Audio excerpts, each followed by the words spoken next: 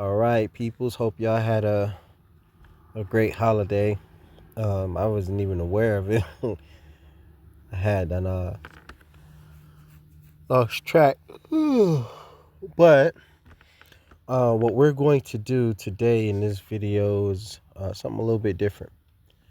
We're going to take a look at the Bible verse Revelations chapter 12, verse 1 through 9, um, and just see how real and true that Bible verse is. That part of the Bible is. A lot of people talk bad and discredit the American version of the Bible because uh, they say it's been created to uh, soften us, to weaponize us. Hold on. And so they tend to not believe in the American version of the Bible. Um, they think that it's a sack of BS created to control us. Um, but that really wasn't our downfall. Our downfall was when they were able to hire other blacks to come into the black community and destroy it for them. Uh, but, anyways, we already know that story. So we're going to look into Revelations chapter 12, verse 1 through 9. And let's just see how true that is, since we have a lot of people that have something to say about this and that and that and this, and they got their own versions about everything. Uh, and they just creating more confusion.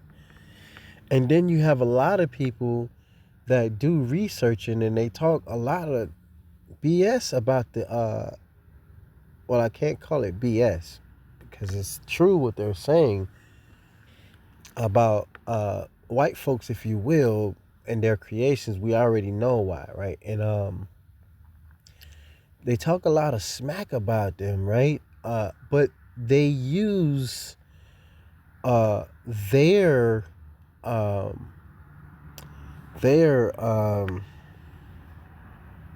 their research to prove that the Bible is fake. You know what I'm saying? They talk smack about the white man, then go and find out these articles that the white man put out there, and then they show you a verse or something, or not a verse of some research that a white man put out there, and then they say, see, and then they try to discredit the white man with the white man's own work. I mean, that would work usually sometimes, but it's like, hello, the research you're learning, was put out there by a white guy. And, a lot of them think that they learning something different, and they really feel that way, and we can't tell them anything. No one can. They're going to believe whatever they want to believe, even if they looking at the truth. Now, let's get right into it. Uh, Revelations chapter 12, verse, it's chapter 12, and we're going to look at verse 1 through 9. Let's get into it. All right. And there appeared a great wonder in heaven, a woman clothed with the sun and the moon under her feet, and upon her head a crown of 12 stars. 12. I wonder what those stars mean, because maybe, well, we'll get into all that later. All right. And she being with a child crying, travailing in birth and pain to be delivered. And there appeared another wonder in heaven, called, let's back this up. So this woman here was a great wonder. Let's check this out. She was a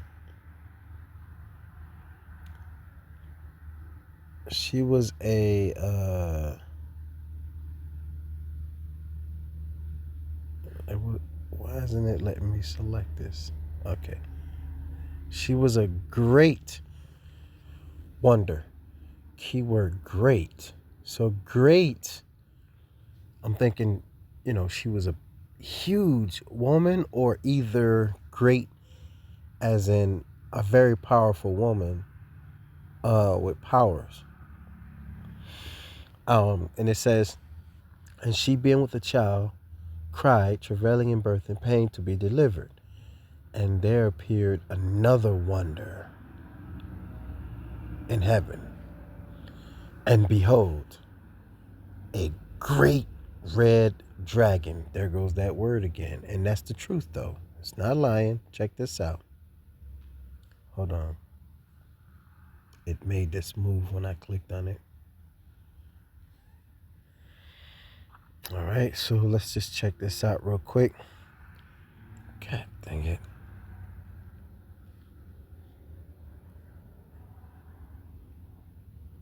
And there appeared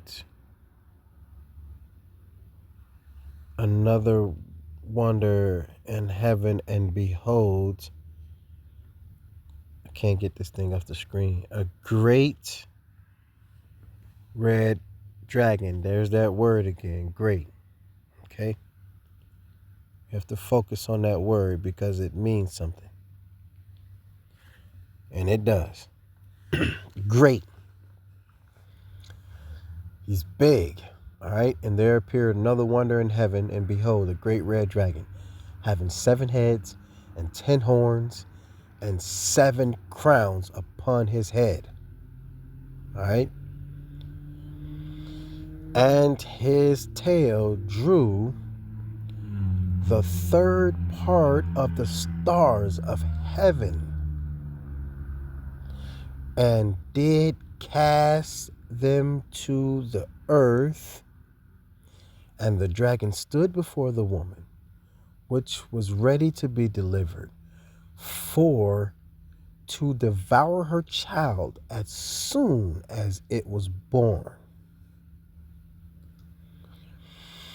And she brought forth a man-child. A man-child. And she brought forth a man-child who was to rule all nations with a rod of iron, and her child was caught up unto God and to his throne.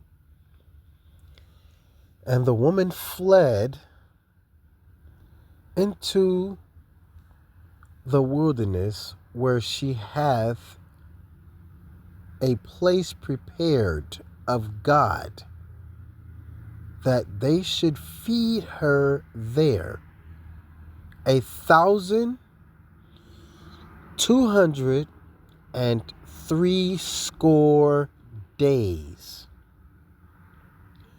1,260 days. That's how long this woman was on earth. All right, so we know she might have had more kids while she was on earth. How we know? Because she's been there 1,260 days. It's about 3-4 years, right? And there was war in heaven. So she had been there 1,003 years before the war popped off in heaven, right? Now remember, let's go back here real quick. And she brought forth a man-child. Before she brought forth a man-child. Okay. So, right here is, and his tail drew the third part of the stars of heaven, and did cast them to earth. And the dragon stood before the woman, which was ready to be delivered, for to devour her child as soon as it was born. Now Satan had already cast his stars, his angels, to the earth, because he must have knew that's where she was going to go, to earth. So by the time she get there, he wanted to have his angels ready to capture her and do whatever. Right? And she brought forth a man-child who was to rule all nations with the rod of iron, and her child was caught up unto God and his throne. Now at that time, the reptilians were already on earth, according to this passage, right? And the woman fled into the wilderness, where she had a place prepared of God, that they might feed her there 1,203 score days. Now, the war in heaven hadn't popped off yet. It had already been 1,203 score days that the reptilians were already on this earth, and that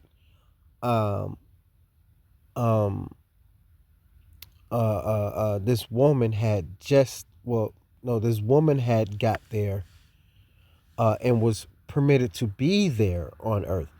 So the reptilians were here before the woman was here, but not before, of course, Adam and Eve. We know how that went. Okay, so and as a matter of fact, let's make this make sense from Adam and Eve as well. We're going to include them as well. We'll be right back to Revelations. Let's go visit Genesis real quick. Now, this is where it gets a little tricky. Genesis chapter 26. And God said, let us make men in our image. And we have to wonder, who's us and our? Maybe he was talking to other gods in the heavens above. Who knows? But he said, and let us. This verse could have been edited, though, of course, we know that. But, and let us make men in our image, after our likeness, and let them have dominion over the fish of the sea, and over the fowl of the air, and over the cattle, and over all the earth, and over every creeping thing that crept upon the earth. So God created man. But in 26 it says, and God said, let us make man in our image. 27, it tells you, so God created man in his own image.